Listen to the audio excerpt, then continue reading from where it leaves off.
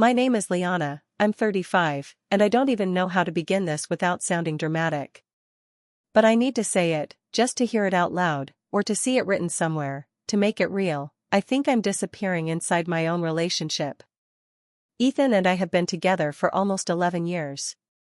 He used to make me feel like the center of the room, the woman you couldn't take your eyes off, even if you tried. He'd brush my hair back with those clumsy fingers of his, kiss my shoulder while I cooked, or pull me into his chest and whisper things that made me blush, even after 6 years of marriage. There was this thrill with him, like I was always being chosen. Wanted. But now everything feels muted. Last Thursday, he kissed me on the forehead before heading to bed early, like I was his sister. And I stood there, next to the couch, holding the wine I poured for us both, realizing he hadn't looked me in the eye once that evening. We still cuddle. Sort of. It's like our bodies remember the shape of each other, but not the warmth. He wraps his arm around me like he's tucking in a pillow. Sometimes I press my back into his chest, desperate to feel something, and all I get is his breath slowing into sleep. I used to know how to turn him on with a look. Now it's like I'm auditioning for a role I already had, and no one's watching. The moment everything shifted was stupidly small. That's how it always is, isn't it? One night last month, I climbed onto his lap as a joke. We were watching some awful reality show and I made a dumb crack about him needing a personal entertainment upgrade. It was meant to be playful, flirty, nostalgic even. But the second my body settled onto his thighs, I felt it, this sudden stiffness in him. Not the good kind. He smiled, but his hands didn't move. He laughed, but it didn't reach his chest. I laughed too, and climbed off. But inside, I went quiet. That was the moment I realized, something between us had gone cold. And I didn't know how to get it back. Ethan's a high school physics teacher, brilliant in the way his mind never stops analyzing. But when it comes to me, to us, he thinks showing up is the same as showing love. Last week, I came home from work completely wrung out. Back-to-back meetings, a migraine brewing behind my eyes, and the dishwasher still broken. I dropped my bag and sat at the kitchen table, head in my hands. He came up behind me and started rubbing my shoulders. That used to be my favorite thing. But this time it felt hollow. His thumbs pressed into the muscle too hard, his rhythm was off. I flinched, and he pulled away like I'd slapped him. I was just trying to help, he said, arms folded now. Defensive. I know, I replied, not looking up. I just needed 5 minutes to breathe first. He went quiet. Then the clatter of a pot being set on the stove echoed louder than it should have.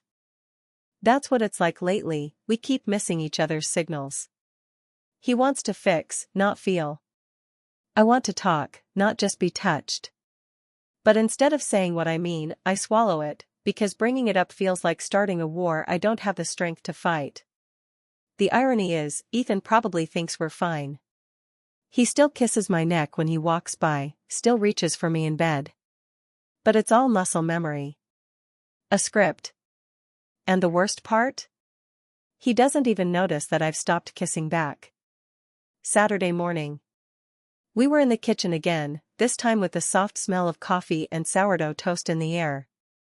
I was rinsing blueberries in the sink when Ethan came up behind me, wrapped his arms around my waist, and nuzzled into my neck. "You smell good," he murmured, kissing the curve just below my ear. My body tensed, instinctively. I didn't want to flinch. But I did. He felt it, too. His hands paused just a second before continuing, a little slower, like he was testing the waters. I smiled anyway. Reflex. I even leaned back into him slightly, so he wouldn't feel the rejection as sharply as I felt it in my chest. "You okay?" he asked, his voice warm but wary now. "Yeah," I said too quickly. "Just tired." He slid one hand down to rest on my hip, then lower, giving me a playful squeeze. That used to make me giggle, sometimes swat at him. Now I just froze. I stayed still, eyes fixed on the blueberries, like if I didn't move, the moment would pass. Come on, he said, brushing his lips along my cheek. We haven't had a proper morning together in weeks. Let's stay in bed a little longer. I turned, finally facing him, and gave a half smile I didn't feel. Maybe after breakfast, I said. I have a lot to do today. He nodded, not pressing. He's good like that, never pushy. But I could see the flicker of disappointment in his eyes, the kind that's quiet and building. And then guilt swept in, tangled with frustration. Why did I feel so shut down? He wasn't doing anything wrong.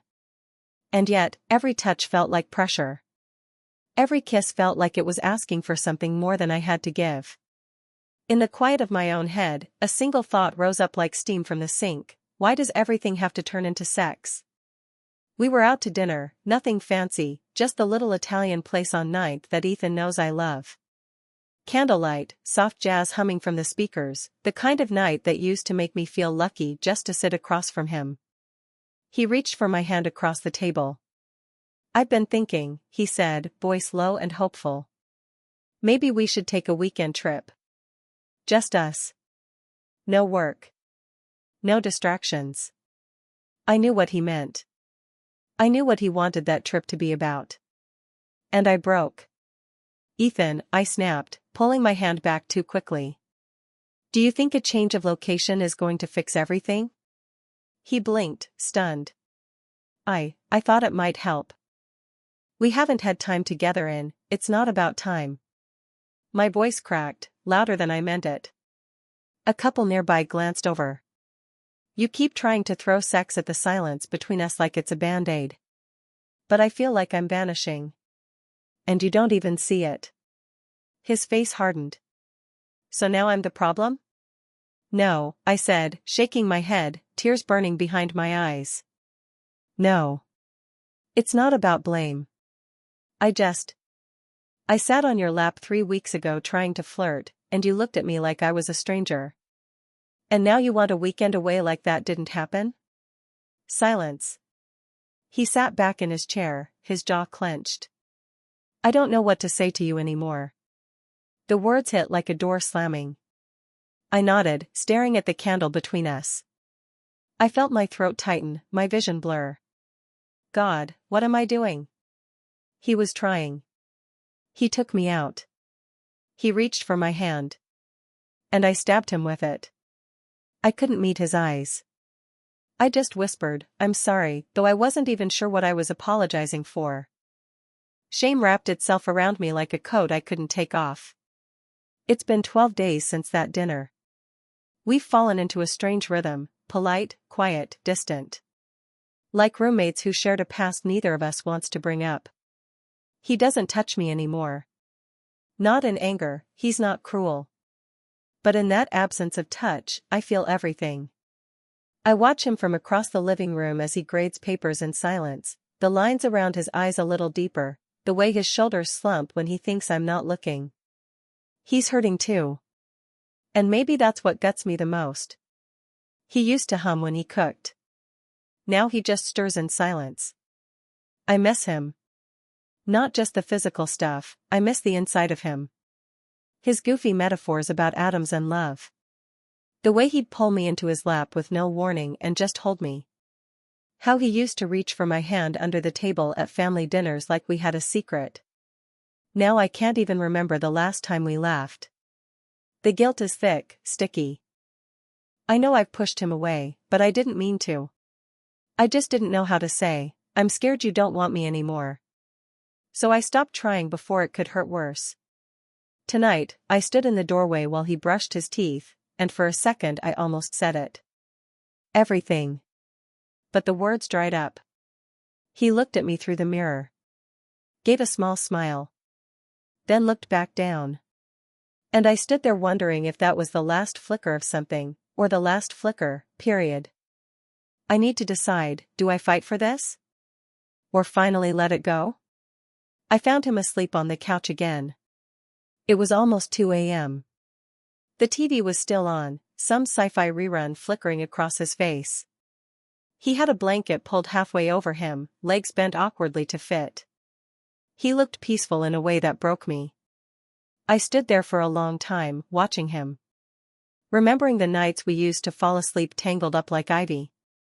The way he used to pull me closer in his sleep without even waking up. I sat on the arm of the couch, carefully. Quietly. And then, without thinking, I reached down and brushed the hair off his forehead. He stirred, blinking up at me. "Lee?" I nodded. "Yeah." He sat up slowly, rubbing his eyes, voice scratchy. "You okay?" "No," I said. "But I want to be." Silence. Then, "Me too." We sat there like that for a while, not touching, not talking. Just breathing in the same space again. It felt fragile, like if I moved too fast, it might break. "I don't know how to fix us," I finally whispered. Ethan reached for my hand. Not in the way he used to, not urgent, not assuming. Just, gentle. Careful. Like he knew it might not be welcome. But I let him take it. "We don't have to fix everything tonight," he said. "But I don't want to keep pretending we're okay when we're not." I nodded, tears threatening again. "I miss us." He gave a sad smile. "Me too." No grand promises. No dramatic kisses. Just our fingers intertwined again. The first honest touch we'd shared in weeks. Maybe it's too late. But maybe it isn't. You think that love is going to feel the same forever. That if you find the right person, it'll stay easy, natural, like gravity. But what no one tells you is that love also fades in small, invisible ways. Not because it's broken. But because people get tired. Because silence becomes a habit. Because touch starts to feel like a question instead of an answer. That night, the one with the couch, didn't fix us. Nothing changed overnight. But something opened. I realized I had stopped asking for what I needed, somewhere along the way.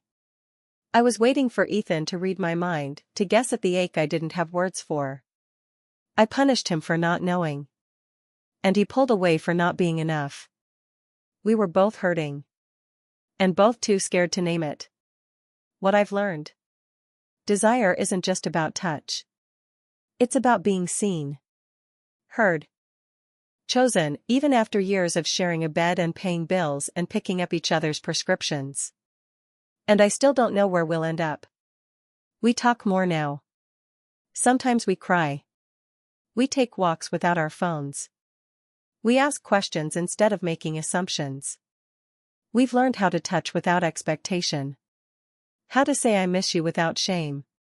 Some days, it still feels awkward. Like we're starting over. But maybe that's okay. Because here's what I know now, sometimes love doesn't feel like a spark. Sometimes it feels like a choice. Like sitting on someone's lap and feeling everything you've lost, and staying there anyway. Not because it's easy. But because you still believe in what it used to be, and what it could be again.